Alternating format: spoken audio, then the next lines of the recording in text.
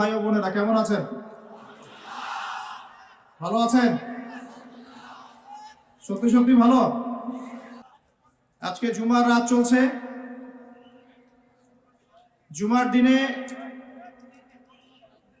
যে আমলগুলো আছে, এই আমলগুলো আমরা যেন আগামী কাল থেকে করতে পারি, তার আগে একটু জেনে নেই স্পেশাল কি কি আমল করবেন। ওখান থেকে আমার আলোচনার মূল জায়গায় আসবো ইনশাআল্লাহ। প্রিয় ভাইরা, আমার দিকে তাকান। জুমার দিনে অবশ্যই বেশি বেশি নবী সাল্লাল্লাহু আলাইহি ওয়াসাল্লামের প্রতি দরুদ পড়তে হবে। আল্লাহ পাক তৌফিক দান করেন। বেশি বেশি দরুদ কেন? জুমার দিনে নবী সাল্লাল্লাহু আলাইহি ওয়াসাল্লামের কাছে স্পেশালি এই দরুদ এবং সালামগুলো পেশ করা হয়। এবং আপনি যত বেশি দরুদ পড়বেন, নবীর উপর সালাম পেশ করবেন, আল্লাহ পাকের রহমত তত বেশি আপনার উপর নাজিল হবে। আল্লাহ রহমত চাই না চাই না? একবার দরুদ পড়লে আল্লাহ পাক 10 বার রহম করবেন ইনশাআল্লাহ। 10টা গুনাহ আল্লাহ মাফ করে দিবেন, মর্যাদার স্তর 10 গুণ বাড়াই দিবেন, এবং আল্লাহ পাক আপনার আমলনামা থেকে 10টা পাপ মিটিয়ে দিবেন। তাহলে আমরা যখনই নবীর নাম শুনবো বলবো সাল্লাল্লাহু আলাইহি ওয়াসাল্লাম। কি বলবো ভাই? আমার সাথে সংক্ষিপ্ত একটা দরুদ পড়েন। আল্লাহুম্মা সাল্লি আলা মুহাম্মদ, আল্লাহুম্মা বারিক আলা মুহাম্মদ, অথবা আল্লাহুম্মা সাল্লি আলা মুহাম্মদ ওয়া সাল্লিম, আল্লাহুম্মা সাল্লি আলা মুহাম্মদ ওয়া সাল্লিম, অথবা আল্লাহুম্মা সাল্লি ওয়া সাল্লিম আলা নবীনা মুহাম্মদ। জুমার দিনে একটা কাজ পেলাম। 2, জুমার দিনে আমরা সকাল সকাল গোসল করবো ইনশাআল্লাহ। আগে আগে মসজিদে যাব, পায়ে হেঁটে মসজিদে যাব, এবং ইমামের কাছাকাছি বসার চেষ্টা করব। ইমাম সাহেবের খুতবা মনোযোগ সহকারে শ্রবণ করার চেষ্টা করব, এবং খুতবা চলাকালীন কথাবার্তা বলবো না, কাউকে ডিস্টার্ব করব না। ইমামের সাথে নামাজ শেষ করব। নবী সাল্লাল্লাহু আলাইহি ওয়াসাল্লাম বলেছেন, প্রত্যেক পদক্ষেপের বিনিময়ে 1 বছরের নফল রোজা, 1 বছরের নফল নামাজের নেকি হবে ইনশাআল্লাহ। পারবো ইনশাআল্লাহ? 3 নাম্বার, জুমার দিনে 2টা ওয়াক্ত আছে। কয়টা? 2টা ওয়াক্ত উলামায়ে কেরামের ইজতিহাদ। হাদিসে আছে একটা সময়, হাদিসে আছে একটা সময়। উলামায়ে কেরামের সালাফের ইজতিহাদ যে এটা দুটো হতে পারে, মানে এই সময়ও হতে পারে, এই সময়ও হতে পারে। যে সময় আপনি যে দোয়াই করবেন কবুল হবে ইনশাআল্লাহ। যে দোয়াই করবেন কবুল হবে ইনশাআল্লাহ। 2টা ওয়াক্ত হচ্ছে, 1 যখন ইমাম সাহেব খুতবা শুরু করেন, এই সময় থেকে নিয়ে নামাজ শেষ হওয়া পর্যন্ত এইটুক সময়ে দোয়া কবুল হবে ইনশাআল্লাহ। আমরা দোয়া কবুল হওয়ার ওয়াক্তগুলো জানি না, তাই দোয়া কবুলের জন্য এখানে ওখানে ধন্না দেয়। অথচ জুমার দিনে আল্লাহ পাক আপনার দোয়া কবুল করার জন্য একদম হাজির। জুমার দিন যখন খুতবা শুরু হবে, আপনি দোয়া করা শুরু করবেন মনে মনে। আর খুতবার দ্বিতীয় অংশে ইমাম সাহেব দোয়া করেন, খুতবার দ্বিতীয় অংশে ইমাম সাহেব দোয়া করেন, আমরা বুঝি না বলেই দোয়ায় আমিন পর্যন্ত বলি না। কি বলি না? এই হচ্ছে আমাদের জেনারেশনের অবস্থা। আমরা জানিও না যে কোনটা দোয়া। বাংলাদেশের 90% মানুষ জেনারেল ব্যাকগ্রাউন্ডের, তাদের মধ্যে বেশিরভাগ মানুষই জানে না যে কোনটা দোয়া হচ্ছে। আরেকটা কথা হচ্ছে, এগুলো যে দোয়া, এটা যদি মসজিদ কমিটিও জানতো, আমার ধারণা ইমাম সাহেবের চাকরি থাকতো না। না বুঝেই ঠিক বলছেন। ইমাম সাহেব দোয়া করে আল্লাহুম্মা আইজ্জাল ইসলাম ওয়াল মুসলিমিন, বলেন আমিন। ইমাম সাহেব দোয়া করেন আল্লাহুম্মা আইজ্জাল ইসলাম ওয়াল মুসলিমিন, আল্লাহ ইসলাম এবং মুসলমানদেরকে ইজ্জত সম্মান দান করো। বুঝলেন কি দোয়া করেন? আল্লাহ আপনি মুসলমানদেরকে আর ইসলামকে ইজ্জত এবং সম্মান দান করেন। তখন আমরা বলি আমিন। ওয়া আযিল্লাশ শিরকা ওয়াল মুশরিকিন, আল্লাহ শিরক এবং মুশরিকদেরকে আপনি জিল্লতি দেন, ধ্বংস করেন। ওয়া দাম্মির আ'দা'আদ-দ্বীন ওয়ানসুর ইবাদাকাল মুমিনিন, আল্লাহ তোমার মুমিন বান্দাদেরকে তুমি সাহায্য করো। ইমাম সাহেব বলেন আল্লাহুম্মা উনসুর মান নাসারা দীন মুহাম্মদ সাল্লাল্লাহু আলাইহি ওয়াসাল্লাম। ও আল্লাহ, মুহাম্মদ সাল্লাল্লাহু আলাইহি ওয়াসাল্লামের দ্বীনকে যারা সাহায্য করে তুমি তাদেরকে সাহায্য করো। আমরা বলি কি আমিন। ওয়াখযুল মান খাযালা দীন মুহাম্মদ সাল্লাল্লাহু আলাইহি ওয়াসাল্লাম। আল্লাহ যারা নবীর দ্বীনের সাথে দুশমনী করে তাদেরকে আল্লাহ তুমি ধ্বংস করো। আমরা কি বলি? এখন বলেন, এই দোয়ার অর্থ যদি বাংলাদেশের সবাই বুঝতো তাহলে কি ইমাম সাহেব দোয়া করার সময় আমরা চুপ করে বসে থাকতাম, মোবাইল টিপতাম, একে অপরের সাথে গল্প করতে পারতাম মসজিদে? আর ইমাম সাহেবেরও কি চাকরি থাকতো? ইমাম সাহেবেরও চাকরি থাকতো? উনি বলছেন আল্লাহ ইসলামের দুশ্মনদেরকে ধ্বংস করেন, ইসলামের দুশ্মনদেরকে ধ্বংস করেন। আর কমিটিতেই বসে আছে তাগুত। সে যদি জানতো যে দোয়ার অর্থ কি তাহলে তো চাকরি থাকতো না। শোনেন, ওয়াজ নসিহত অনেক শুনবেন, শুনেছেন জীবনে। যতক্ষণ পর্যন্ত আমরা তাগুতের সাথে কুফরি করতে পারছি না আর আল্লাহর সামনে আত্মসমর্পণ করতে পারছি না ততদিন পরিপূর্ণ মুসলমান হতে পারি নাই। আমি রেফারেন্স দিয়ে কথা বলছি। আল্লাহ পাক সূরা বাকারায় আয়াতুল কুরসি নাজিল করেছেন 255 নম্বর আয়াত। কত নম্বর? যেটা প্রত্যেক ফরজ নামাজের পরে পড়তে হয়, ঘুমানোর আগে পড়তে হয়, এবং এটা আপনাকে হেফাজত করবে। আল্লাহ পাকের রহমতে একজন ফেরেশতা আপনাকে প্রোটেক্ট করবে। ঠিক তার পরে একটা পড়ে দেখছেন কখনো? আচ্ছা, আয়াতুল কুরসি কয়জন পড়েছেন? হাত নামান। এর পরের আয়াতটা কয়জন পড়েছেন? এই দেখেন অবস্থা, হাত নামান। আয়াতুল কুরসির পরের আয়াতটা শুনেন। আল্লাহ পাক বলছেন, বা'দা আউযু বিল্লাহি মিনাশ শাইতানির রাজীম, লা ইকরাহা ফিদ-দীন। দ্বীনের মধ্যে কোনো জবরদস্তি নাই। কি নাই ভাই? দ্বীনের মধ্যে কোনো জবরদস্তি নাই। ক্বাদ তাবায়্যানা রুশদু মিনাল গাই। মানে সত্য মিথ্যা, আলো অন্ধকার, হক বাতিল স্পষ্ট হয়ে গেছে। যেটা হেদায়েত আর যেটা গোমরাহি এটা স্পষ্ট হয়ে গেছে। স্পষ্ট হয় নাই? তারপরে আল্লাহ বলছেন, মা ইয়াকফুর বিত-তাগুতি ওয়া ইউমিন বিল্লাহ ফাকাদ ইসতামসাকা বিল উরওয়াতিল উসকা।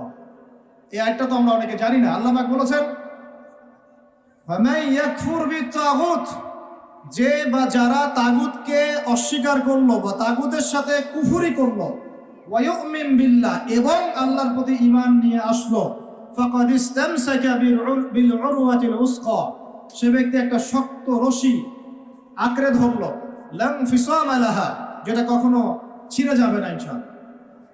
তাহলে আল্লাহ পাক এই আয়াতে বলছেন আপনাকে তাগুতের সাথে কুফরি করতে। কার সাথে? তাগুতের সাথে কুফরি করতে এবং মুমিন হতে। ইমানদার হতে হলে তাগুতের সাথে কুফরি করতে হবে, আর তাগুতের প্রতি ঈমান রাখলে মুমিন হওয়া যাবে না। কথা বোঝা যাচ্ছে? তাহলে এখন ডেফিনেশন কি তাগুতের? কাকে বলে এটা? যেটার প্রতি কুফরি না করলে আমি মুমিন হতে পারবো না। এক, আল্লাহ বাদ দিয়ে যার ইবাদত করা হয় সেটা তাগুত। আল্লাহ বাদ দিয়ে যার ইবাদত করা হয় সেটা তাগুত। আল্লাহ বাদ দিয়ে এমন কারো দাসত্ব করা যেটা আল্লাহ রাব্বুল আলামিনের কোরআন এবং সুন্নাহ শরীয়তের মূলনীতির বাইরে, তাগুত। এমন কোন বিধান যেটার দাসত্ব করলে আল্লাহর কোরআনের বিধানকে অবজ্ঞা করা হয়, ওটাও তাগুত। এমন কোন সিস্টেম যে সিস্টেমটা আল্লাহ এবং তার রাসূলের বিধান মোতাবেক চলে না, গায়রুল্লাহর বিধান মোতাবেক চলে, ওটাও তাগুত। আমার কথা কি বোঝা যাচ্ছে? ভয় লাগতেছে? তাগুতের সাথে কুফরি না করতে পারলে মুমিন হতে পারবে না। এখন টপ টু বটম সব তাগুত, টপ টু বটম সব তাগুত। আমাদের উচিত ইসলামের মধ্যে এই আয়াতের অনুযায়ী আমল করা। আল্লাহ পাক বলেছেন, উদখুলু ফিস সিলমি কাফা, তোমরা পরিপূর্ণরূপে ইসলামে প্রবেশ করো, আংশিক প্রবেশ করো না ভাই। আংশিক ইসলামে প্রবেশ করো না, পরিপূর্ণ ইসলামে প্রবেশ করো। আমরা এখন পর্যন্ত নামাজও পড়ি, সুদও খাই, মাশাআল্লাহ। আমরা এখন পর্যন্ত নামাজও পড়ি, বেপরদায় চলি, নামাজও পড়ি, বছর বছর হজ উমরাও করি, মাঝে মাঝে দান সাদাকা করি, কিন্তু যাকাত দেই না। আমরা আল্লাহর বিধানের কথা বলি, মুখে কালিমা লা ইলাহা ইল্লাল্লাহর কথা বলি ঠিকই, কিন্তু অন্যায়ভাবে মানুষের উপর জুলুম করতেই আছি। আমরা লা ইলাহা ইল্লাল্লাহ বলি ঠিকই, তারপরেও লা ইলাহা ইল্লাল্লাহর একটা বিধানও বাস্তবায়ন করি না। বাস এখন কতটুকু মুমিন আছি আর কতটুকু মুসলমান আছেন, আর এই প্রোটেস্ট্যান্ট ভার্সন ইসলাম পালন করলে কি ফায়দা হবে এটা আপনি বুঝতে চেষ্টা করেন। বলছিলাম যে অন্তত পক্ষে জুমার খুতবা চলাকালীন এবং জুমার খুতবায় যে দোয়াগুলো হয় তখন আমিনটুকু বলেন। আমাদের আরবির এমনই বেহাল দশা, ইমাম সাহেব কি তেলাওয়াত করছে ওইটুকু আমাদের জ্ঞান নাই। ইমাম সাহেব তেলাওয়াত করছে ইয়া আইয়ুহাল্লাযীনা আমানু ইত্তাকুল্লাহ, হে মুমিনগণ তোমরা আল্লাহকে ভয় করো, ওয়া যারু মা বাকিয়া মিনার রিবা, তোমরা সুদের অবশিষ্ট অংশ মানে সুদ ছেড়ে দাও। ইন কুনতুম মুমিনিন, যদি প্রকৃতপক্ষে মুমিন হয়ে থাকো তাহলে ছেড়ে দাও। কি ছেড়ে দাও ভাই? সুদ। কে বলছেন? আল্লাহ। তারপরে আল্লাহ পাক বলছেন ওয়া ইল্লাম তাফআলু, যদি তোমরা সুদ না ছাড়ো, ফাআযানু বিহারবিন মিনাল্লাহি ওয়া রাসূলিহি, তোমরা আল্লাহ এবং তার রাসূলের সাথে যুদ্ধের ঘোষণা শুনে নাও। কি বুঝলেন? কি বুঝলেন? যে ব্যক্তি সুদ খায় সে কার সাথে যুদ্ধ করতেছে? আর রাসূলের সাথে। যে ব্যক্তি সুদ খায় সে আল্লাহর সাথে যুদ্ধ করে, রাসূলের সাথে যুদ্ধ করে। মুসল্লি যারা দাঁড়িয়ে আছে, ইমাম সাহেব তেলাওয়াত করছে এই আয়াতটা, মুসল্লি হাই উঠাচ্ছে, হাই উঠেছে। এই হলো আমাদের আরবির অবস্থা। কোরআনের যে ক আমরা জানি না, এটা তার অবস্থা। এই জন্যেই বাংলাদেশের মতো জায়গায় যারা 1.5 মিনিটের খুতবা দিতে 30টা ভুল করে, তারাও শায়েখ হয়ে বসে আছে। 1.5 মিনিটের খুতবা, খালি ইন্নাল হামদুলিল্লাহি নাহমাদুহু ওয়া নাস্তাঈনুহু ওয়া নাস্তাগফিরুহু ওয়া নু'মিনু বিহি ওয়া নাতাওয়াক্কালু আলাইহি বলতে থাকতে হবে। 1.5 মিনিট লাগবে, এর মধ্যে 30টা ভুল হচ্ছে। ভুলগুলো এমন যে একটার সাথে একটার অর্থ এত পার্থক্য হচ্ছে আসমান আর জমিন। বুঝেন, সূরার ফজিলত শুনেছেন, সূরা ভাষায় পড়বেনও। আগে আপনারা কোরআন তেলাওয়াত সহি করেন। কোরআন তেলাওয়াত সহি না করে কোরআন পড়তে আইসেন না। কোরআন তেলাওয়াত পড়তে আইসেন না মানে বুঝাচ্ছি তাফসিরে যায়েন না, তাফসির ব্যাখ্যা বিশ্লেষণ এখানে যায়েন না। আগে আপনাকে কোরআন তেলাওয়াত সহি করতে হবে। আগে কোরআন তেলাওয়াত সহি করতে হবে। আলহামদু অর্থ দ্বারাই আল্লাহ পাকের জন্য সমস্ত প্রশংসা। শুধু হায়ের মাখরাজ ভুল হলেই, আলহামদু বললেই অর্থ উল্টা যায়।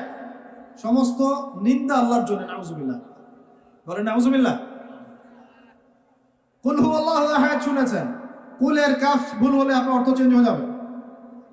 পড়ছেন আলিফ লাম মিম যালিকাল কিতাব লা রাইবা ফিহ। আলিফ লাম মিম, এটা এমন একটা কিতাব যে কিতাবে কোনো সন্দেহ নাই। লা মানে, বলেন লা মানে নাই, রাইব মানে সন্দেহ, ফিহি মানে এর মধ্যে, ফিহি মানে এর মধ্যে মানে কোরআনের মধ্যে।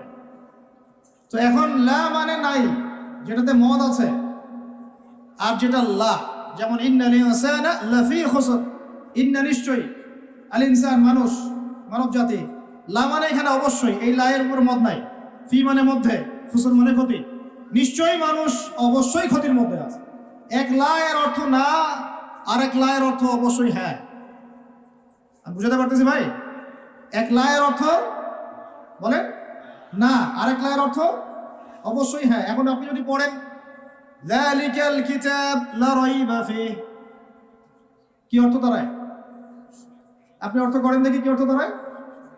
এটা এমন একটা বই, নাউজুবিল্লাহ, যে বইয়ের মধ্যে অবশ্যই আস্তাগফিরুল্লাহ, কি হলো এটা?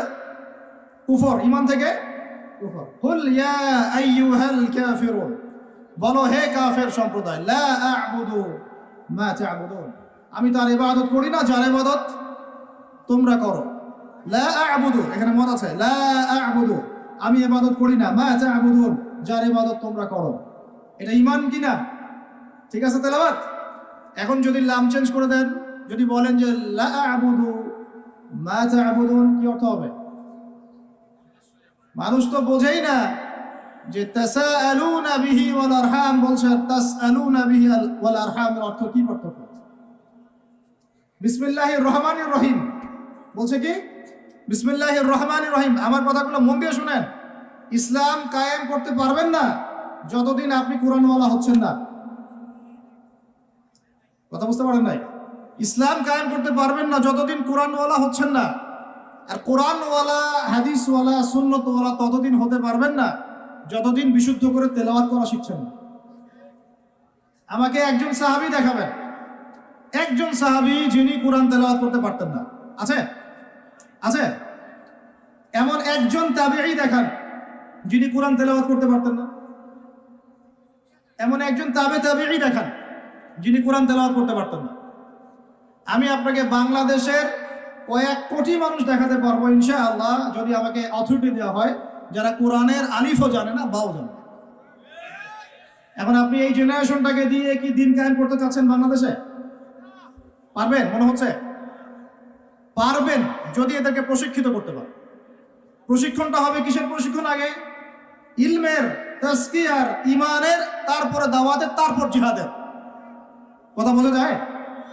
আগে ইলমের, আমলের, তাজকিয়ার, দাওয়াতের, জামাআর, ইমারার, তারপরে জিহাদের, এরপরে কামাতে দিন।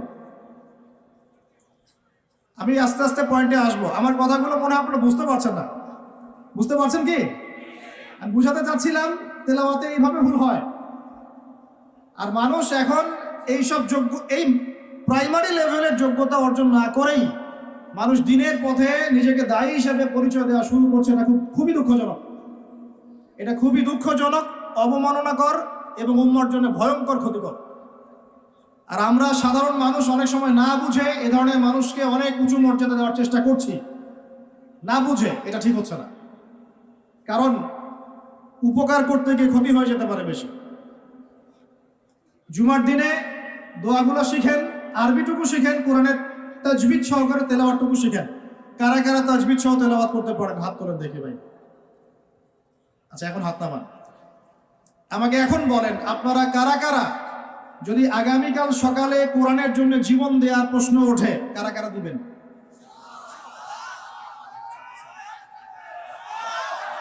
হাত নামান, হাত নামান। ওয়াল্লাহি আল্লাহর কসম করে বলছি আপনারা পারবেন না।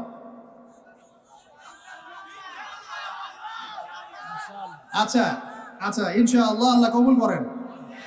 তাহলে আমাকে আগে কোরআন তেলাওয়াতটা সহি করে দেখান। জীবন দেওয়া অনেক পরের কথা, জীবন দেওয়া অনেক বড় কথা কি না? এটা কি এত সহজ? এত সহজ না ভাই, এত সহজ না। 3 দিনের রিমান্ডে একদম আপাতমস্তক সব চেঞ্জ হয়ে যাবে। কয়দিন? 3 ঘন্টা রিমান্ডে, মাত্র 3 ঘন্টা। বড় বড় ইমানদারের রিমান্ড দেখবেন যে বের হয়ে গেছে পিছন দিক দিয়ে, নাই শেষ নাই। এত সহজ না আল্লাহর জন্য জীবন দেয়া। আগে আল্লাহর জন্য তো আপনি নামাজই পড়তে পারছেন না, আপনি আল্লাহর জন্য তাহাজ্জুদে উঠতে পারছেন না। তাহাজ্জুদে তো উঠতে পারছি না আমরা তাহাজ্জুদে উঠতে না পারি, রাত জেগে আছেন, রাতের একটা অংশ তো নামাজ পড়ছেন না। আল্লাহর জন্য তো আপনি দোয়া কালামগুলো মুখস্থ করলেন না, কুরআনটাও তেলাওয়াত করে এখনো শিখলেন না। 40টা হাদিস আপনি মুখস্থ বলতে পারছেন, এখন পর্যন্ত আল্লাহর জন্য আপনি হালাল খাওয়া শুরু করতে পারলেন না। আমি কাউকে উদ্দেশ্য করে কথা বলছি না, আমভাবে বলছি। ও যদি বলি এখানে যদি কেউ চোর থাকেন, তার উপর একটা চর, তাহলে কি আপনি দাঁড়ায় বলবেন যে আমি সেই চোর? কিছু মানুষ তো বলছে আর কি। এখন বাদ দেন, আল্লাহর জন্য এখন পর্যন্ত আমরা হালাল খাওয়া তো ধরতে পারলাম না, সুদ খেয়েই যাচ্ছি। আয়াত একটা তেলাওয়াত করলাম, এটা আল্লাহর সাথে যুদ্ধ করা, নবীর সাথে যুদ্ধ করা। ইমাম সাহেব তেলাওয়াত করে, আমি বুঝি না, আমার হাই ওঠে। নামাজে দাঁড়ায় চেয়ার নিয়ে কারাকারি করি, কে আগে চেয়ার নিয়ে কারাকারি করতে? নামাজে দাঁড়াই নড়াচড়া, মানে বুঝি না যে কি হচ্ছে নামাজে, কার সামনে দাঁড়িয়েছি, কি বলছি। আর আল্লাহ পাক যে আমাকে দেখছেন, আমার যে নামাজে আল্লাহর সামনে দাঁড়িয়ে আমি আছি, আল্লাহ পাকের সামনে আমাকে এভাবেই কিয়ামতের দিন মানে ইন্ডিভিজুয়ালি দাঁড়াতে হবে। নামাজ কি ফিলিংস দিবে? নামাজে দাঁড়িয়ে গা চুলকাচ্ছি, আঙ্গুল ফুটাচ্ছি, নড়াচড়া করছি, হাই উঠাচ্ছি, আর ইমাম সাহেব যদি একটু তেলাওয়াতটা লম্বা করে ফেলছে, ব্যাস, তাহলে তো অবস্থা খারাপ, পরের দিন থেকে চাকরি নাই। এতগুলো কথা আমি ভূমিকায় বলতে চাই নাই, শুধু মূল কথাটা হচ্ছে এখানে ভাই আমাদের সবাইকে আগে বেসিকটা ঠিক করতে হবে। রাজি আছে কি নাই? ওয়াজ শুনে কোনো লাভ নাই ভাই, আমার ওয়াজ শুনে কোনো লাভ হবে না। আপনি যদি আপনার বেসিক ঠিক না করেন, আমার ওয়াজ করেও কোনো লাভ নেই। আপনাকে হয়তো এটার জন্য আমি কিছু আজার পাবো, নিয়াত ঠিক থাকলে। আপনি শুনেছেন, আপনার কোনো ওজোর থাকবে না কালকে আমাদের মাঠে, বাস এতটুকুই। কিন্তু আদতে এই বাংলার জমিনে দিন কায়েম হবে না। আর আমার মনে হয় না যে আমরা সবাই চাই যে আমরা দিনটা কায়েম করি। আমার মনে হয় না আমরা সবাই এটা চাই। গুটি কয়েক কিছু মানুষ চায়, বাকিরা মনে করে কি দরকার এত ঝামেলায় যাওয়ার, কি দরকার, ভালোই তো আছি, স্ত্রী সন্তান বউ বাচ্চা নিয়ে আসি, চাকরি বাকরি করছি, ব্যবসা বাণিজ্য করছি, খাচ্ছি যাচ্ছি, এভাবেই কবরে যাব। কয়জন ফিকির করে যে আমি একটা তাফসির লিখে যাই বা একটা বই লিখে যাই, বা আমি অ্যাটলিস্ট কিছু হকের কথা বলে যাই, বা আমি অ্যাটলিস্ট একটা অ্যাসোসিয়েশন ফর্ম করি, দিনের জন্য কিছু করি, বা আমি অ্যাটলিস্ট একটা মসজিদ মাদ্রাসা করে তুলি, বা আমি যুবকদেরকে শিক্ষিত করার জন্যে বা দিনের পথে আনার জন্য কোনো ফিকির করি, বা আমি আলেমদেরকে একসাথে করার একটা ফিকির করি। কয়জনের এই ফিকিরগুলো থাকে আসলে? সেলফি, ভিডিও, ছবি, এই মানে বাহ্যিক আবেগ, এগুলো দিয়ে ভাই কিচ্ছু হবে না। আমার আগেও এখানে বসে বসে, এরকম মঞ্চে বসে বসে বহু বরেণ্য ওলামায়ে কেরাম ওয়াজ করে গেছেন বাংলার মাটিতে, এবং তাদের অনেকেই কারাগারে চলে গেছেন।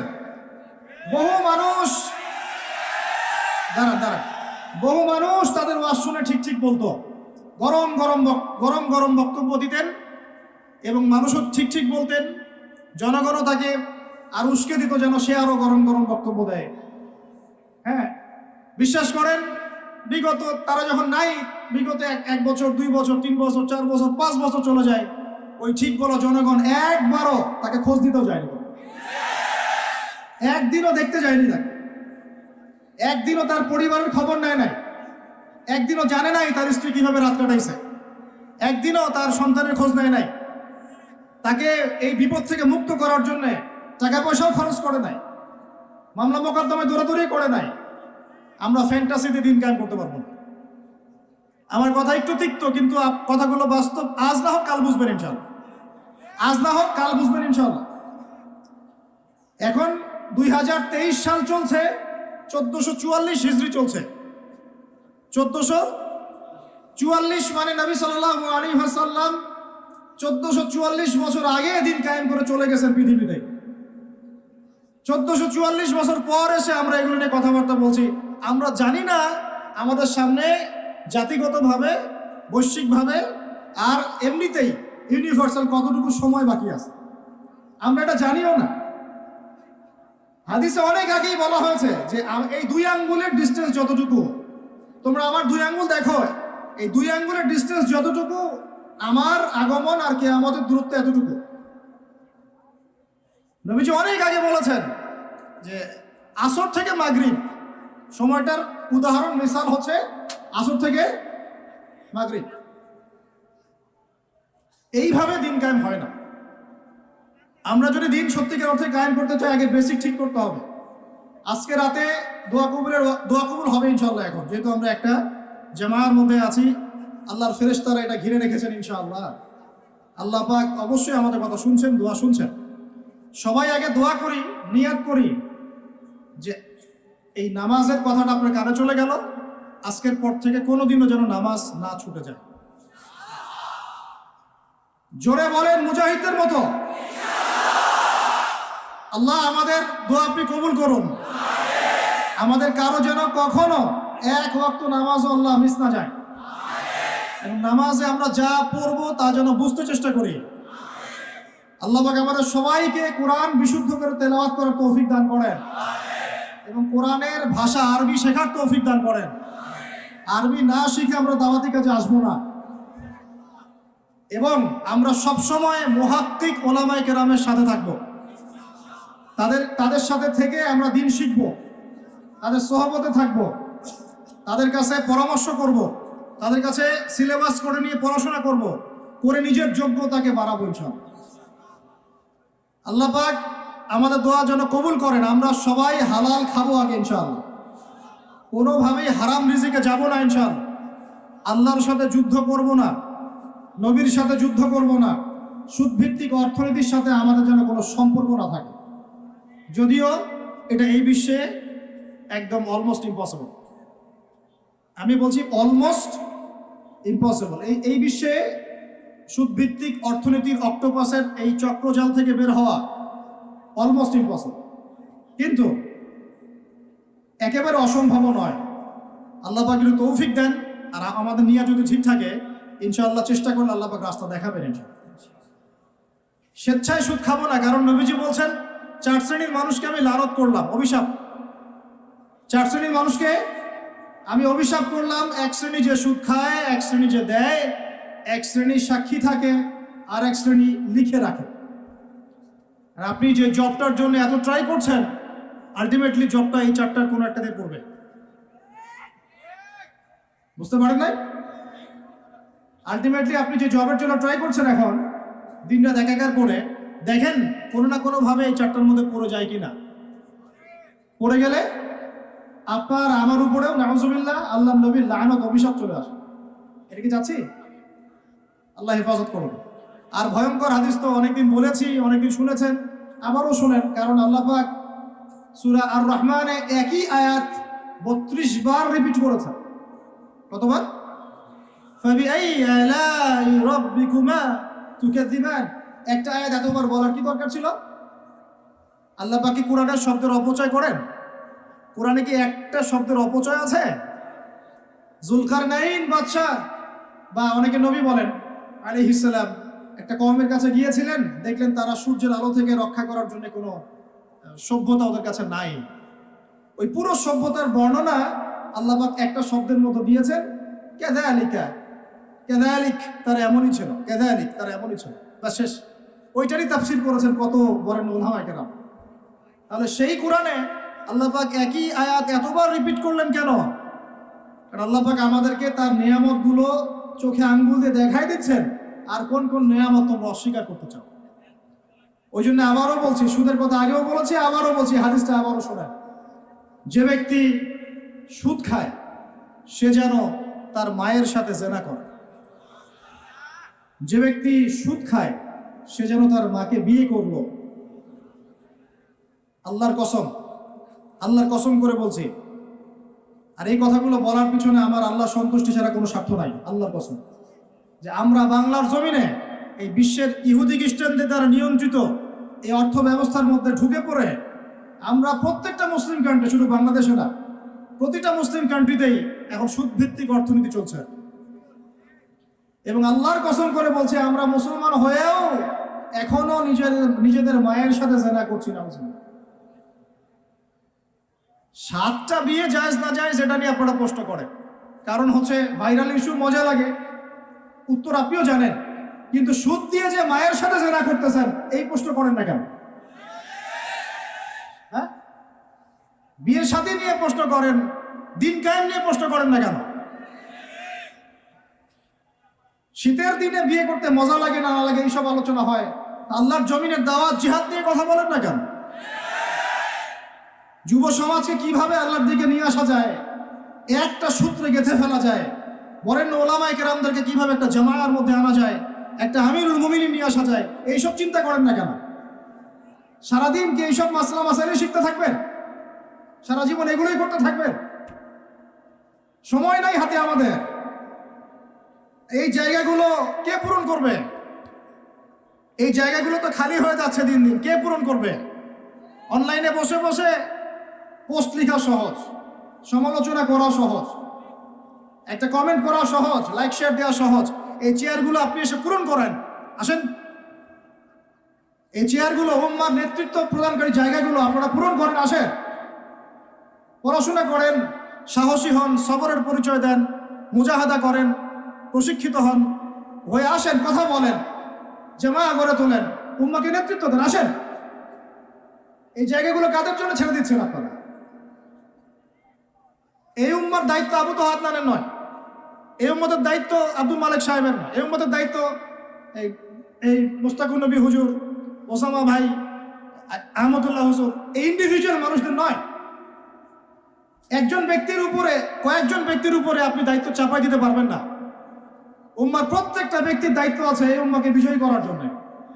আর আপনি চিন্তা করেন, আয়নার সামনে দাঁড়ান, আয়নার সামনে দাঁড়ায় চিন্তা করেন না যে সারাটা জীবনে 30-32 বছর বয়স হয়ে গেল, 40-50 হয়ে গেল, এই উম্মাহ আপনার কাছ থেকে কি পেয়েছে এখন পর্যন্ত?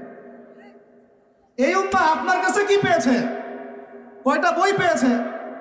কয়টা লেকচার পেয়েছে? কয়টা অ্যাসোসিয়েশন পেয়েছে? কয়টা ইকোনমিক প্রজেক্ট পেয়েছে? কয়টা জামা, কয়টা ইমারা, কয়টা দাওয়া, কয়টা মসজিদ, কয়টা মাদ্রাসা, কি পেয়েছে উম্মাহ আপনার কাছে?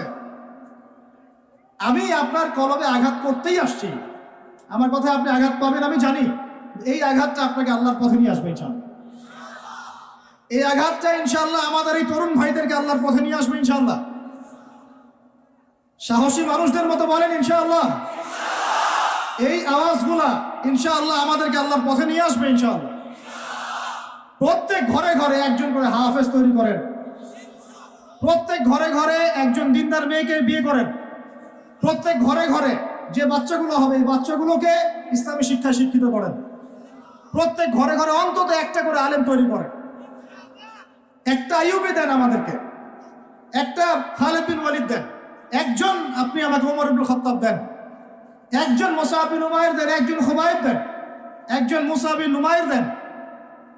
কাদের নাম বলবো? একজন তারেক বিন জিয়াদ দেন, একজন বিন কাসিম দেন। একটা সন্তান দেন আমাদেরকে, একটা সন্তান মানুষ করেন। একটা 10টা 20টা বাচ্চা নিচ্ছি, একটাও মানুষ হয় না। আলেম পরিবারের সন্তান মুদিখানার দোকানে ব্যবসা করে কেন খাবেন আপনি? আপনার এই উম্মতের উপর দায়িত্ব আছে। আমাদের দায়িত্ব খালি মধু বিক্রি করা, দাড়ি টুপি বিক্রি করা, আতর বিক্রি করা? ইসলামের দিকে আসার সাথে সাথেই কেন আপনার এই দিকে চলে যান? উম্মাহকে কে নেতৃত্ব দিবে? আমরা দিব? আমাদের কোনো ক্ষমতা আছে? আমাদের কোনো জ্ঞান আছে? আমাদের কোনো সেই যোগ্যতা আছে? আমাদের দিকে আঙ্গুল তুলতে পারবেন আপনি? কারণ আল্লাহর কসম, আল্লাহর জমিনে সবচেয়ে গুনাহগার বান্দা আমরাই। যদি আমরা সত্যিকারের নেতৃত্ব প্রদান করার যোগ্যতা অর্জন করতে পারতাম, এতদিনে আমাদের হাতে দিন বিজয় হয়ে যেত। নাই সেটা আমার মধ্যে, নাই সেটা হয়তো আমাদের মধ্যে পাচ্ছি না আমরা। আপনাকে দায়িত্ব নিতে হবে। একজন ভাই গার্মেন্টস ব্যবসায়ী, তিনি এত বড় একটা আয়োজন করতে পারেন, তার দায়িত্ব পালন করতে পারেন। আপনারও তো অর্থ সম্পদ আছে, একটা ইসলামিক ইউনিভার্সিটি করেন, একটা বড় একটা মার্কাজুল কোরআন, মার্কাজুল ইলম গড়ে তোলেন, ওলামায়ে কেরামদের একটা জামায়া গড়ে তোলেন। কিছু পারেন না, অথেন্টিক বইগুলোকে প্রচার করার ব্যবস্থা করেন, কিছু অথেন্টিক মিডিয়া প্রডিউস করেন। তোমরা জেনারেল লাইনে পড়াশোনা করে কয়জন বিজ্ঞানী হচ্ছ? একটা সফটওয়্যার আবিষ্কার করতে পারছি না আমরা ইসলামিক। হাতে গোনা যায় অ্যাপস, 3টা 4টা অ্যাপস ইসলামিক। প্রযুক্তি আমাদের নিজস্ব হাতে তৈরি করা না, আমাদের স্বতন্ত্র মিডিয়া নাই। এই মিডিয়াগুলোতে কিছু হয় না, এগুলো বরং কোনো কোনো ক্ষেত্রে ফিতনাও ছড়ায় বেশি। কারণ আমার কথা মন খারাপ করুন না, কারণ আমি চ্যালেঞ্জ করতেছি আপনাদেরকে, আপনি 1000 জনকে বসান যারা দিন নিয়ে কাজ করতে চাচ্ছেন, তাদের 10% কোরআন তেলাওয়াত সহি না। পুরো দায়িত্ব নিতে কে বললো? আপনি তো বুঝবেন না যে কোনটার সাথে কোনটা দিতে হবে, কি বলা দরকার, কি প্রচার করা দরকার, কি করা যাবে না। বাংলাদেশে আলেমে আলেমে দ্বন্দ্ব লাগানোর জন্য অনেক সময় মিডিয়া দায়ী হয়ে গেছে। কেন এরকম সামনে দিতে গেলেন? অমুককে ধুয়ে দিল তমুক, সে যদি না ধুয়েও দেয় তবু তো আমার মনে হচ্ছে লোকটাকে ভালো মনে করতাম, লোকটাকে আলেম মনে করতাম। এরকম কথা বললো আমার সম্পর্কে, আমার মনের মধ্যে একটা খারাপ ধারণা সৃষ্টি হচ্ছে। কেন আপনি সামনে দিতে গেলেন? ওর যখন চোখে পড়বে সে আবার কাউন্টার দিবে, কারণ আমরা তো মন থেকে পবিত্র না, মনের মধ্যে হিংসা দিয়ে ভর্তি। আমি ঘুরেছি, প্রত্যেক মহলেই ঘুরেছি, আমরা এখন পর্যন্ত নফসের তাজকিয়া অর্জন করতে পারি না। মনে আমাদের যে পরিমাণ হিংসা বিদ্বেষ, এই হিংসা বিদ্বেষ নিয়ে কবরে গেলে আল্লাহ পাকের একটা আযাব মাটিতে পড়বে না। আল্লাহ মাফ করুক আমাদের। হিংসা নিয়ে যদি মানুষ পরকালে যায়, নেক আমলগুলা আগুনের মতো খেয়ে ফেলবে, নবী সাল্লাল্লাহু আলাইহি ওয়াসাল্লাম বলেছেন। আমরা এটাকে ফরজ করে নিয়েছি নিজেদের মধ্যে। ভাই, আপনারও তো যোগ্যতা আছে, আপনারও তো কিছু করার আছে। একটা অ্যাপস আবিষ্কার করেন, একটা বই লিখেন, একটা মাদ্রাসা করেন, একটা মসজিদ করেন, একটা ইসলামিক ইউনিভার্সিটি করে তোলেন, স্বতন্ত্র ইসলামিক মিডিয়া করে তোলেন। সবচেয়ে বড় কথা, কাজ যেগুলো হয় সেগুলো বিক্ষিপ্ত হয়ে যায়। এগুলো কোনো একটা সূত্রে গাঁথা না। এখানে একটা মাহফিল, ওখানে একটা, ওখানে একটা, ওখানে একটা, এখানে একটা মাদ্রাসা, ওখানে একটা, ওখানে একটা, এখানে একটা। 4 জন 4 ভাবে চিন্তা করেন, 4 জন 4 ভাবে চলেন। এখানে একটা সংগঠন ইসলামিক, ওখানে একটা, এখানে আর একটা, ওখানে একটা। একটা ওয়ার উম্মাহ জামাআ নাই বাংলাদেশ। তো আপনারা বলেন না আমাকে, এই উম্মাহকে কিভাবে আমরা বিজয় নিয়ে যাব? আমাকে আপনারা বলেন, ছোটখাটো প্রশ্ন করা বাদ দিয়ে আপনারা আমাকে উত্তর দেন, কিভাবে আপনি এই দুনিয়াতে আল্লাহ পাকের দ্বীন ইসলাম কায়েম করবেন? পথ পদ্ধতি কি আপনার কাছে? কি পথ পদ্ধতি? কিভাবে শুরু করবেন? তারপরে কি, তারপর কি, তারপর কি, তারপর কি? গন্তব্য কোথায়? স্বাধীনতা শুনছেন? বেলাল ইবনে রাবাহ স্বাধীন, যখন তাকে পিটানো হচ্ছে, শেকল দিয়ে বেঁধে শেষরায় টানা হচ্ছে, বেলাল ইবনে রাবাহ সেদিন স্বাধীন ছিলেন, কারণ তিনি আল্লাহ ছাড়া কারো দাসত্ব করেন। আবু জাহেলের নির্মম নির্যাতন, উমাইয়া বিন খালাফের নির্মম নির্যাতন বেলাল ইবনে রাবাহকে পরাধীন করতে পারে নাই। বেলাল স্বাধীন আঘাতের মধ্যে। সুমাইয়া স্বাধীন। সুমাইয়ার নাম শুনেছেন? আমাদের বোনটা তার নামই জানে। ওরা জানে কি প্রোডাক্ট আসলো বাজারে, কোন পার্লারে গেলে কি পাওয়া যায়, কোথায় গেলে কি হয়, কোন মার্কেটে গেলে কি পাবো। মার্কেট ভর্তি মহিলা দিয়ে, ভর্তি মহিলা দিয়ে, গার্মেন্টসও তো ভর্তি মহিলা দিয়ে। পর্দা কতটুকু মেনটেন হয় সেটাও ভাবতে হবে।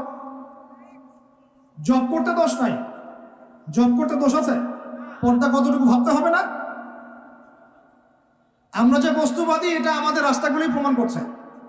আমরা আমাদের বাড়িঘরগুলো চকচকা করছি আর সরকারের রাস্তাগুলো ভেঙে ফেলতেছে। এখন ওই রাস্তাগুলো তৈরি করে দেওয়ার দায়িত্ব আমাদের, দায়িত্ব আমাদের না? অবশ্যই আমাদের, কারণ আমরা তো খেয়ানত করলাম, সরকারি মাল দড়িয়ামে ডাল, এরকম চিন্তা করলাম। ওইদিকে যেতে চাচ্ছি না। বোনরা শোনেন, ভাইরাও শোনেন, সুমাইয়া স্বাধীন। কখন স্বাধীন? যখন আবু জেহেল তাকে বলছে যে তুই এই জন্যই ইসলাম কবুল করেছিস যে মুহাম্মাদের সৌন্দর্য দেখে তুই তার প্রেমে পড়েছিস। নাউজুবিল্লাহ সাল্লাল্লাহু আলাইহি ওয়াসাল্লাম কি বলেছে বলেন? তুই মুহাম্মাদের সৌন্দর্য দেখেই মনে হয় তার প্রেমে পড়েছিস। নাউজুবিল্লাহ, আস্তাগফিরুল্লাহ। সুমাইয়া রাদিয়াল্লাহু আনহা তখন বাধা, হাত পা বাধা, হাত পা বের করার কোনো অপশন নাই, বাধা আছে। এক জটলা থুতু মুখে একত্রিত করে আবু জেহেলের মুখের উপর থু করে থুতু দিয়ে দিচ্ছে। আর আপনারা তো জানেন যে একটা থুতুতে অনেক কিছু হয়, হয় না? একটা থুতুতে অনেক কিছু হয়। এক থুতুতে ইমানদার মুনাফিক আলাদা হয়ে যায়। এক থুতুতেই ইমানদার মুনাফিক আলাদা হয়ে যায়। সুমাইয়াও থুতু দিয়েছিল আবু জেহেলের মুখে। এবার আবু জেহেল কি করেছে শুনেন। আবু জেহেল, তার কাছে একটা বর্ষা ছিল, বর্ষা চেনা যায়, বর্ষা সামনে অংশ চোখা, এটা দিয়ে সুমাইয়া রাদিয়াল্লাহু আনহার লজ্জাস্থানে আঘাত করে তাকে শহীদ করে দিয়েছে। ব্যথা অনুভব করলেন না? আমি জানি করেন নাই, কারণ সুমাইয়া আপনার কেউ না, সুমাইয়া আপনার কেউ না, সুমাইয়া আমার বোন না, সুমাইয়া আমার স্ত্রী না, সুমাইয়া আমার মা না, সুমাইয়া আমার খালা, ফুফু, চাচি, মেয়ে কেউ না। এই কারণে আমাদের আঘাত লাগে না। যদি আমাদের এই দেহটা যে অবশ, আমাদের উম্মার যে দেহটা যে অবশ, এটা তো বোঝা যায় চলমান বিশ্ব রাজনীতি দেখলেই। বিশ্বের যে কোনো জায়গায় মুসলিমরা আঘাত পাচ্ছে, মার খাচ্ছে, নির্যাতিত হচ্ছে। দোয়াও তো মুখ দিয়ে বেরো হয় না। তাদের স্মরণে একদিন কেউ রোজা রেখে একটু দোয়াও করে না, নামাজে একটু দোয়াও করে না, দুইটা কথাও বলে না, কোনো মানববন্ধন নাই, কোনো প্রতিবাদও নাই, কিছুই নাই। মানে পুরো দেহটাই প্যারালাইজড, শেষ, অবশ অনুভূতি। আর প্রত্যেকটা বর্ডার এক একটা অনিকেত প্রান্তর, যেখানে অনুভূতিগুলোর ব্যবচ্ছেদ করা হয়েছে, ফিলিংসগুলোকে ব্যবচ্ছেদ করে ফেলে দেওয়া হয়েছে, ফিলিংস নাই। সুমাইয়ার কথা শুনে আমাদের লাগলো না, কারণ সুমাইয়া আমার মেয়ে না, আমার মেয়ে আয়েশা তো আর না, আমার মেয়ে মারিয়াম তো আর না, আমার ছেলে ওমর উসমান তো আর না। সুমাইয়া তখন স্বাধীন, যখন তাকে বর্ষায় শহীদ করা হলো, সে স্বাধীন, জান্নাতে চলে গেল। জুলাইবিস একজন সাহাবী ছিলেন, ছোটখাটো মানুষ, ইসলাম কবুল করে আসছেন। খায়বার যুদ্ধের দিন নবী সাল্লাল্লাহু আলাইহি ওয়াসাল্লাম তার হাতে তাকে তলোয়ার দিয়েছেন এবং তাকে যুদ্ধে মানে অগ্রগামী যে সৈনিকরা থাকে প্রথম কাতারের দিকে, সেখানে থাকার মানে চান্স দিয়েছেন। তাকে মানুষ বিয়ে করতে চাইতো না, কারণ তার চেহারা সুরত খুব একটা ভালো লাগে না, বংশ নিচু, মানুষের একটা থাকে না প্রেস্টিজ ইস্যু। তার মনে কষ্ট। নবী সাল্লাল্লাহু আলাইহি ওয়াসাল্লাম একদিন প্রস্তাব পাঠালেন তাকে চিঠি দিয়ে, যে তুমি এই চিঠিটা নিয়ে অমুক গোত্রে যাও, গিয়ে বলো যে আমি বলেছি তোমাকে যেন মেয়ে দেয়। তখন তারপরেও মেয়ে দিতে চাচ্ছে না, কিন্তু সেই মেয়ে শুনেছে যে আল্লাহর নবী সুপারিশ করেছে, আমার যৌবনের উপর ধিক্কার যদি আমি এই সুপারিশ না রাখি। তিনি বললেন, জুলাইবিস যেমনই হোক চেহারা, আমি তাকে বিয়ে করতে রাজি আছি। তিনি বিয়ে করলেন, সংসার হলো, শুরু হলো। এই সাহাবী খায়বার যুদ্ধে শহীদ হলেন। নবী সাল্লাল্লাহু আলাইহি ওয়াসাল্লাম তার চারপাশে দেখলেন, তার চারপাশে 12 জন ইহুদির লাশ পড়ে আছে। কয়জন? একাই 12 জনকে হত্যা করেছে এই সাহাবী। সুবহানাল্লাহ। আল্লাহর নবী তাকে নিজের হাতে কোলে নিয়েছেন। কোলে মানে তার দেহটা এরকম ছিল আর কি, খুব লম্বা চওড়া না, নিজের হাতে কোলে নেওয়ার মতো নিয়ে নিজ হাতে তিনি তাকে দাফন করলেন। আর বললেন যে আমার এই সাহাবীর জন্য হুরে ঈনরা তাদের দরজা খুলে দিয়েছেন। তিনি তখন স্বাধীন। ওমর ইবনে খাত্তাব তখন স্বাধীন। কখন স্বাধীন? ওমর রাদিয়াল্লাহু আনহু যে কোরআন খুলে সূরা তাহা পড়ছেন, তাহা পড়তে পড়তে তার ভিতরে ফিলিংস চলে আসলো যে না, এটা আল্লাহর পক্ষ থেকে আসছে। তিনি বলছেন, খুজুনি ইলা রাসূলিল্লাহি ওয়া আসহাবিহি, আমাকে আল্লাহ রাসূলের কাছে নিয়ে চলো, তার সাহাবীদের কাছে নিয়ে চল। তাকে নিয়ে যাওয়া হলো। ভিতরে হামজা ছিলেন রাদিয়াল্লাহু আনহু, তাকে টেনে নিয়ে আসলেন ভিতরে। বলছেন, তরোয়াল নিয়ে আসছো কি জন্য? হ্যাঁ, আলা তানতাহি হাত্তা ইয়াজআল আল্লাহু বিকা কারিয়া, ততক্ষণ পর্যন্ত কি তুমি ক্ষান্ত হবে না যতক্ষণ আল্লাহর গজব না আসছে তোমার উপরে? ওমর ইবনে খাত্তাব বলছেন, ইয়া রাসূলুল্লাহ, হে আল্লাহর রাসূল, জিতুকা উমিনু বিল্লাহি ওয়া রাসূলিহি, আমি আপনার কাছে এসেছি আল্লাহ এবং আপনার প্রতি ঈমানদার হয়ে এসেছি। ওয়া বিমা জিতা বিহি মিন ইনদিল্লাহ, এবং আপনি আল্লাহর পক্ষ থেকে জানিয়ে এসেছেন এই কোরআনের প্রতি ঈমানদার হয়েই আমি আপনার কাছে এসেছি। আশহাদু আল্লা ইলাহা ইল্লাল্লাহ ওয়া আশহাদু আন্না মুহাম্মাদান আবদুহু ওয়া রাসূলুহু, কালিমা পড়লেন, মুসলিম হলেন, স্বাধীন হলেন। আগে পরাধীন ছিলেন। বুঝতে পারছেন না কথা? এরপরে তিনি সবার দরজায় গিয়ে নক করলেন। আবু জেহেলের বাসায় নক করে বলছেন, হাল আলিমতা আন্নী কদ আসলামত, তুমি কি জানলা যে আমি ইসলাম কবুল করেছি? আবু জেহেল, তুমি কি জানলা, শুনলা যে আমি ইসলাম কবুল করেছি? আরেকজনের বাসায় যান, উমাইয়া বিন খালাফ, হাল আলিমতা আন্নী কদ আসলাম, তুমি কি জানলা আমি ইসলাম কবুল করেছি? ওয়াত্তাবা'তু মুহাম্মদ সাল্লাল্লাহু আলাইহি ওয়াসাল্লাম, আমি আল্লাহ রাসূলের ইত্তেবা করেছি। এরপর কুরাইশদের এই কাবার সামনে গিয়ে বলছেন, ইয়া মা'শারাল কুরাইশ, হে কুরাইশ তোমরা শুনো, ই'লামু আন্নী কদ আসলামত, তোমরা জেনে রাখো যে আমি ইসলাম কবুল করেছি। ওয়া শাহিদতু আল্লা ইলাহা ইল্লাল্লাহ ওয়া আন্না মুহাম্মাদান আবদুহু ওয়া রাসূলুহু। এবার কুরাইশরা গিয়ে তার উপর আক্রমণ শুরু করলো। 40 জন 50 জন গিয়ে তাকে জাপটে ধরতেছে। তিনি একাই লড়তেছেন সবার সাথে। একজন এসে পরামর্শ দিচ্ছেন, ওই যে আপনারা যারা হিকমতের দোহাই দিয়ে কাপুরুষতাকে আড়াল করতে চান তারা শুনেন ওয়াজটা ভালো করে। যারা হিকমতের দোহাই পেরে কাপুরুষতাকে আড়াল করতে চান তারা শুনেন। উনি এসে বলেছেন যে আফালা কুনতা কাতামত, তুমি কি ইসলাম কবুলের এই বিষয়টাকে গোপন রাখতে পারতা না? কি দরকার ছিল এভাবে প্রকাশ্যে বলার? কি দরকার ছিল এভাবে কাফেরদের সাথে একটা দ্বন্দ্বে জড়ানোর? শোনেন তারপরে তিনি কি বলছেন। তিনি বলছেন যে ওয়াল্লাহি, আল্লাহর কসম করে বলছি, লা উফাররিকান্না বাইনাল হাক্কি ওয়াল বাতিল কামা ফাররাকাল্লাহু বাইনাল লাইলি ওয়ান নাহার, আল্লাহু আকবার। তিনি বলছেন, আল্লাহর কসম করে বলছি, আমি রাত এবং দিন আল্লাহ পাক যেভাবে আলাদা করে দেন এইরকম করে আমি সত্য আর মিথ্যা আলাদা করে দেব ইনশাআল্লাহ। আল্লাহু আকবার। এরপরে তার নাম হয়েছে আল ফারুক। কি নাম হয়েছে? ওমর এখন স্বাধীন। বলেন আমাকে, উম্মাহ স্বাধীন? উম্মাহ স্বাধীন? কিছু করতে গেলেই বলবে স্যাংশন দিয়ে দিব, কিছু বললে বলবে যে একদম টাকার মান কমাই দিব। আরো কিছু যদি বলতে চায় আমাদের প্রশাসন, গভর্নমেন্ট, তারা যদি আরো বড় পদক্ষেপ নিতে চায়, প্রশাসন গভর্নমেন্ট যদি বলতে চায়, বলতে পারে বা বলে ওই ইউনাইটেড নেশনসে গিয়ে যে আমরা আমাদের দেশ থেকে আমাদের সেনাবাহিনী পাঠাবো গাজায় গিয়ে আমাদের পক্ষে, আমাদের মুসলিমদের পক্ষে যুদ্ধ করবে, এই কথা যদি বলতে পারে বা বলে, দেখবেন তাদের সমস্ত শক্তি দিয়ে বাংলাদেশকে আক্রমণ করে ফেলছে। আপনি আমাকে বলেন আমরা স্বাধীন? উম্মাহ স্বাধীন? ওই তাগুতি শক্তির, বিশ্ব কুফরি শক্তির পরাজয় না হওয়া পর্যন্ত মুসলমানরা স্বাধীন না। আর ঈসা ইবনে মারিয়াম এই গাল গল্প করতে আসবেন না। তিনি মানুষকে খালি সুরসুরি মার্কা ওয়াজ করতে আসবেন না। তিনি আসবেন ওই গোড়ায় আঘাত করতে ইনশাআল্লাহ। আল মাহদি মানুষকে সুরসুরি মার্কা ওয়াজ করবেন না, খালি ফজিলত আর ফজিলত, এভাবে নয়। তিনি আসবেন দাওয়াতের মিশন নিয়ে, উম্মাহকে ঐক্যবদ্ধ করবেন, কুফারদের সাথে মুসলমানদের একদম সশস্ত্র যুদ্ধ হবে, তারপরে এদের একটা একটা করে খুঁজে বের করে মারা হবে ইনশাআল্লাহ। আল্লাহর কসম করে বলতেছি, আমাদের একটা মুসলিম ভাইয়ের রক্ত বৃথা যাবে না, একজন শিশুর রক্ত বৃথা যাবে না ইনশাআল্লাহ। একজন বোনের ইজ্জতের মূল্য ওদেরকে দিতে হবে ইনশাআল্লাহ। এই যে বিগত 1.5 মাসে তোমরা 19,600 জনকে হত্যা করেছো, একটা একটা করে হিসেব আমরা নিব ইনশাআল্লাহ। 1914 সাল থেকে 2023 পর্যন্ত প্রায় 3.5 লক্ষ মানুষকে হত্যা করা হয়েছে। এর হিসেব ওরা দিবে ইনশাআল্লাহ। এর হিসেব আমরা নিব ইনশাআল্লাহ, আমরা ছাড়বো না ইনশাআল্লাহ। আর মনে রাখেন, আমাদের এখানে কি হবে তারপরও আল্লাহ পাক করবেন না। আল্লাহ পাক জানেন কোন জায়গা থেকে দিন কায়েম করতে হবে। ঈসা ইবনে মারিয়াম 40 বছর ওই তখ্ত থেকে, ওই সিংহাসন থেকে পুরো বিশ্বটাকে শাসন করবে ইনশাআল্লাহ। আপনারা আঞ্চলিক রাজনীতি নিয়ে পড়ে আছেন থাকেন, আমি বিশ্ব রাজনীতি নিয়ে কথা বলছি।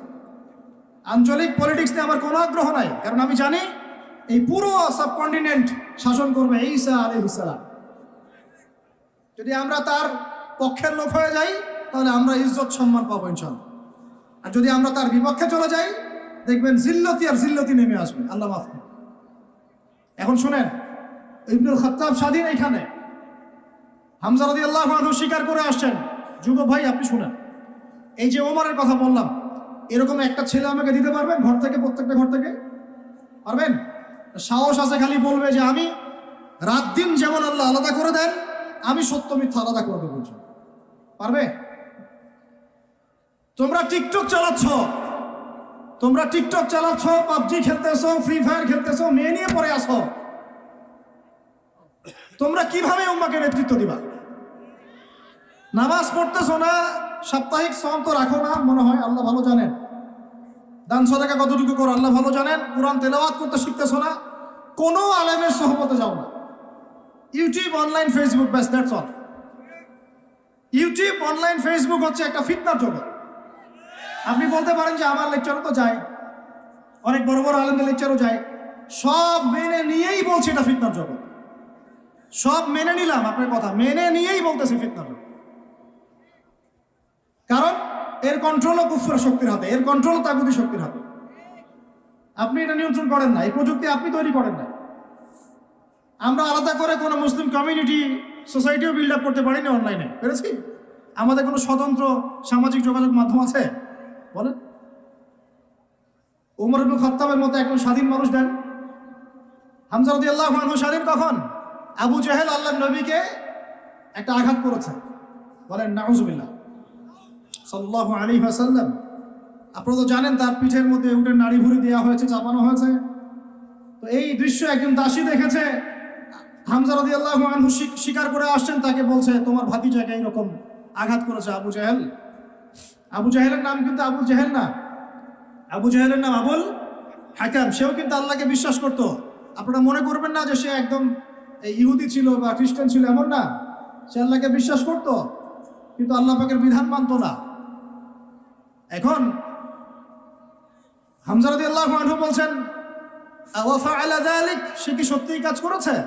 হ্যাঁ, সত্যিই কাজ করেছে। আচ্ছা চলো দেখাও আবু জাহেল কোথায় আছে।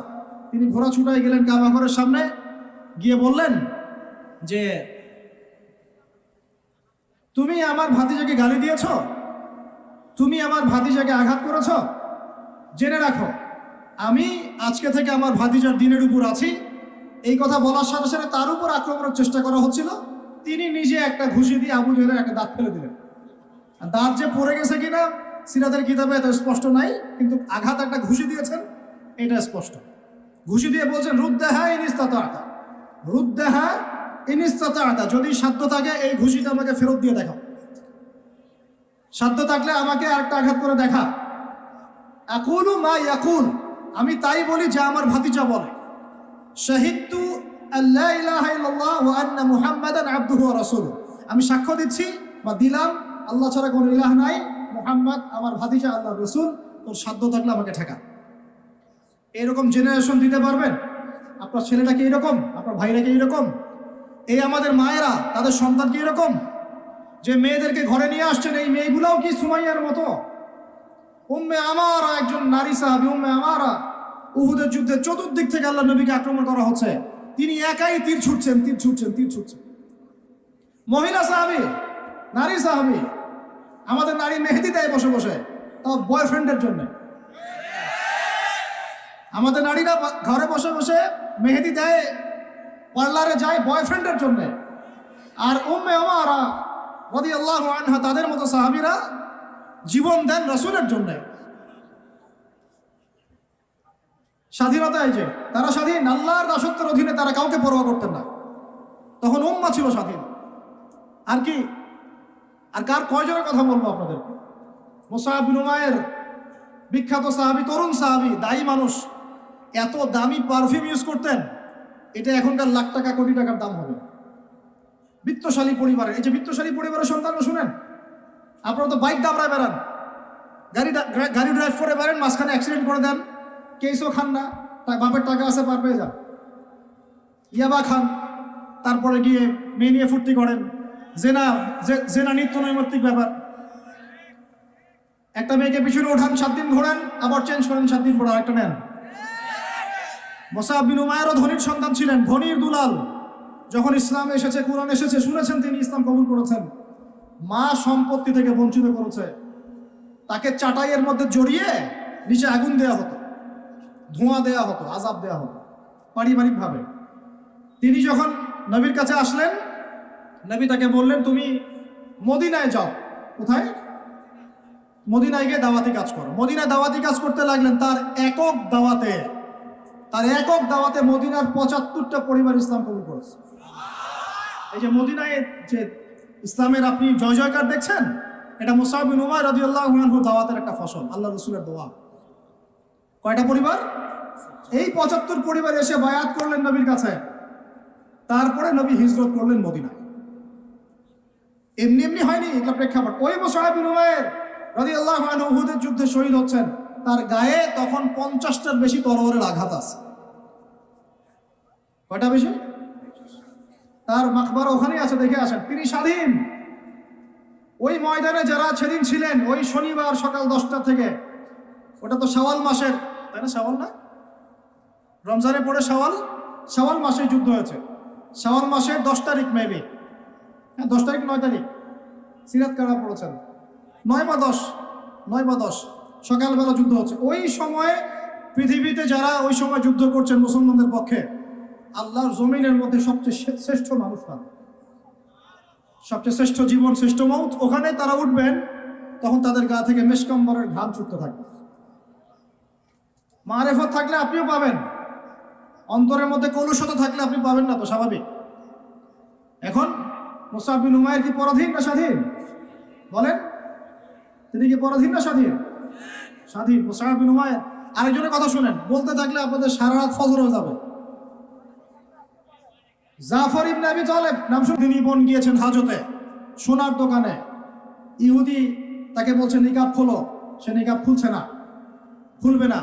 ইহুদি দুষ্ট, ষড়যন্ত্র করে তার কাপড়ের একটা অংশ রশি দিয়ে গিট বেঁধে দিয়েছে। আমাদের দিনী বোন উঠতে গিয়েছেন, সদর একটু খুলে গেছে, নাউজুবিল্লাহ। চিৎকার করে উঠেছেন। পাশে ছিলেন এক আমাদের আনসারী সাহাবী, আওয়াজ শুনেছেন। সেই আওয়াজ শুনে এক মুহূর্ত দেরি করেন নাই, মদিনায় ফিরে এসে নবীর কাছে পারমিশনও চান নাই। বুঝেন, দলিল বুঝেন। তিনি এক মুহূর্ত দেরিও করেন নাই, মদিনায় ফিরে গিয়ে নবীর কাছে পারমিশনও নেন নাই। তার কাছে একটা খোলা তরোয়াল ছিল, বের করেছেন, ইহুদির গর্দানে একটা কোপ দিয়ে গর্দান নামাই নিয়েছে। সাহসীদের মতো বলেন আল্লাহু আকবার। বাস বাস বাস বাস বাস, আমি টপিক হারাই ফেলব। বাস বাস ভাই, বসেন বসেন বসেন বসেন, আমি টপিক হারাই ফেলবো। আমি দলিল দিচ্ছি আপনাকে। এই সাহাবী নবীকে গিয়ে জিজ্ঞাসা করেছেন, পরামর্শ নিয়েছেন। তার সামনে তার বোনকে এইভাবে টিস করা হয়েছে, এক মুহূর্ত দেরি করেন নাই, গর্দান নামাইছে। এবার ইহুদিরা মিলে ওই সাহাবীর উপর আক্রমণ করে ওই সাহাবীকে শহীদ করে দিয়েছে। নাই, শেষ, ওনাকে মেরে ফেলেছে। তারপরে এই কেসটা নবীর দরবারে আসলো। নবীর দরবারে আসার পরে নবী সাল্লাল্লাহু আলাইহি ওয়াসাল্লাম সাহাবীর ব্যাপারে কোনো সমালোচনা তো করলেনই না। সাহাবী, তুমি ভুল করেছো, আমাকে জিজ্ঞেস করো নাই, আমার পরামর্শ কেন নেও না, এগুলো তো বললেনই না। বরং তার অন্যান্য সাহাবীদেরকে বললেন, সবাই যুদ্ধের বর্ম পরে বের হও, বনু কাইনুকাকে আক্রমণ করতে হবে। এখন আপনি দেখছেন 3 মাসে 19,600 জন, 3 মাসে সরি 3 মাস কিসের, 1.5 মাসে 19,600 জন। আর এখানে একজন মুসলিম ভাই, একজন মুসলিম বোনের ইজ্জতের বিনিময়ে নবী সাল্লাল্লাহু আলাইহি ওয়াসাল্লাম পুরা বনু কাইনুকাকে একদম সমূলে উৎপাদিত করে মদিনা থেকে বিতাড়িত করে। ওই উম্মার সাথে এই উম্মার কোনো সম্পর্ক আছে? ওই আরবের সাথে এই আরবদের কোনো সম্পর্ক আছে? ওই স্বাধীনতার সাথে এখনকার এই পরাধীনতার কোনো সম্পর্ক আছে? এরপরে আপনারা ফ্যান্টাসি নিয়ে পড়ে আছেন। আল্লামা রুমি বলতেন, উনি একজন বড় সুফি মানুষ ছিলেন, উনি বলতেন যে আমি যা বুঝি আর আমি যা জানি বুঝতে পারি, তোমাদেরকে বলে কি লাভ, তোমরা তো বুঝবা না। কে বলতেন? বড় বড় যারা আল্লাহর ওলি তারা, তাদের কথাটা একটু এই টাইপের হয়, মনে হয় একটু অস্বাভাবিক, কিন্তু এর ভিতরে অনেক গভীরতা থাকে। আমি নিজেও এই কথা বলতেছি, আমরা যা বুঝি, যা বুঝতেছি, যা দেখতেছি, তা আপনাদেরকে বলে বুঝাতে পারবো না, বলেই বা কি লাভ, আপনি হয়তো বুঝবেন না। এই একটা ঘটনা দলিল পেলেন। আরেকটা শোনেন, আরেকটা কওম হলো বনু নাজির। রাসূলকে দাওয়াত দিয়েছে, দাওয়াত দিয়ে বলছে যে আমরা ইসলাম কবুল করবো, আসেন নেগোশিয়েট করি। নবীজি বসেছেন, নবী সাল্লাল্লাহু আলাইহি ওয়াসাল্লাম গিয়েছেন দাওয়াত দিতে বনু নাজিরের সিঁড়ির মধ্যে, এটাকে বলে দেয়াল, দেয়ালে হেলান দিয়ে আছেন। উপর থেকে এরা চাকি আছে না, চাকি যেটা দিয়ে আমরা ধান ভাঙে আগেকার মায়েরা বোনেরা, বড় বড় যে লোহার আর পাথরের, এইগুলো উপর থেকে ফেলে তাকে হত্যা করার চেষ্টা করেছিল বনু নাজির। কোন গোত্র? ইহুদিদের বনু নাজির। আল্লাহ নবী জিবরাইল আলাইহিস সালামের মাধ্যমে জানতে পারলেন, সেখান থেকে উঠলেন, উঠে বললেন যে ঠিক আছে, বনু নাজিরকে আমরা অবরোধ করব। 1.5-2 মাস অবরোধ করে রাখা হলো, সূরা হাসরে পড়ে দেখেন। এরপরে এরা নিজেদের ঘরবাড়িগুলো কাঁধে করে নিয়ে মদিনা থেকে বিতাড়িত হলো। বনু নাজির দলিল নাম্বার 2। 3 বনু কুরাইজা, বাকি আছে শুধু একটা। এখন বনু কুরাইজা, বনু কুরাইজাকে বলা হচ্ছে আমাদের সাথে থাকবে, অন্যদের সাথে যাইতে পারবে না। Okay fine. খন্দকের যুদ্ধে 10,000 সেনাবাহিনী নিয়ে আবু সুফিয়ান আক্রমণ করেছে মদিনা, অবরোধ করে রেখেছে। এই সুযোগে বনু কুরাইজা কুরাইশদের সাথে মিলে আমাদের সাথে গাদ্দারি করল। আল্লাহ নবী যুদ্ধ শেষ করে বনু কুরাইজায় গিয়ে কেউ আসরের নামাজ পড়বা না, ওদের সাথে আগে মীমাংসা করতে হবে। তারপর ওখানে গিয়ে ওদেরকে অবরোধ করা হলো। সাদ বিন মুআজ রাদিয়াল্লাহু আনহুর হাতে এই বনু কুরাইজার একজন বালেক যারা ছিল, এদের সবার গর্দান নামানো হয়েছে। এটা বনু কুরাইজা, বনু কাইনুকা, বনু নাজির, 3টা বড় বড় গোত্রের সাথে আমাদের যুদ্ধ হয়েছে নবী জীবিত থাকাকালীন। কি কি ইস্যু নিয়ে দেখেছেন। আর এখন আপনি দেখছেন বিগত 100 বছর, 1914 থেকে 2023 পর্যন্ত মার তারা দিতেই আছে, মুসলমান খাইতেই আছে। 4বার বড় বড় যুদ্ধ হয়েছে। যুদ্ধ এই 4টাতে মুসলমানদের মোটামুটি পরাজয়। এখন মোটামুটি 78 থেকে 80% জায়গা ওদের। এখন কি নতুন করে এই জিহাদটা ওখানে ফরজ হয়েছে না আগে থেকে ছিল? ওদেরকে বের করে দেওয়ার পর, 3টা গোত্রকে বের করে দেওয়ার পর খায়বারে তারা কিছু বাকি ছিল। আলী রাদিয়াল্লাহু আনহু হাতে পতাকা দিয়ে বললেন খায়বারে যাও, আক্রমণ কর, এই নাইম দুর্গ তুমি জয় করবে ইনশাআল্লাহ। খায়বারের মারহাব ছিল একজন বীর, ইহুদি বীর, একাই 10 জনের সাথে লড়তে পারে। আলী ইবনে আবি তালেবের তরোয়ারের আঘাতে ওর মাথার উপর থেকে তরোয়াল গিয়ে এইভাবে বসে গেছে মাটিতে, মানে দেহটা এইভাবে দ্বিখণ্ডিত হয়ে গেছে। ওদেরকে তারপরে বের করে দেওয়া হয়েছে।